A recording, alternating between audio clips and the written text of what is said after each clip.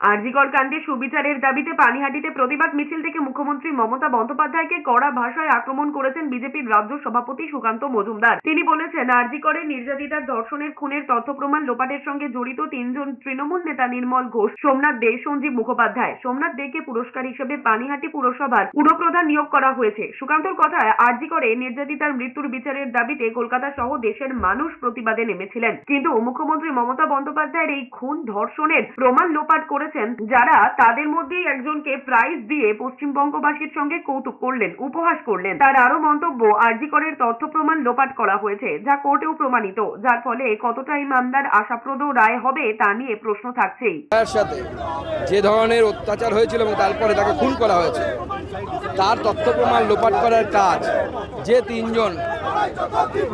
তিনজন তৃণমূল কংগ্রেস নেতা করেছিলেন, তাদের মধ্যে একজন হচ্ছে নির্মল ঘোষ, একজন হচ্ছে সোমনাথ দে এবং সঞ্জীব মুখোপাধ্যায়।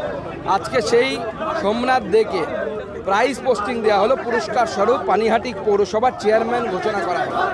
এর প্রতিবাদে আমাদের মিছিল, কারণ আমার মনে হয় এই অভয়াকাণ্ড নিয়ে বাংলার লাখো লাখো মানুষ সেদিন রাস্তায় নেমেছিল, বাংলার মানুষ কেঁদেছিল সেদিন।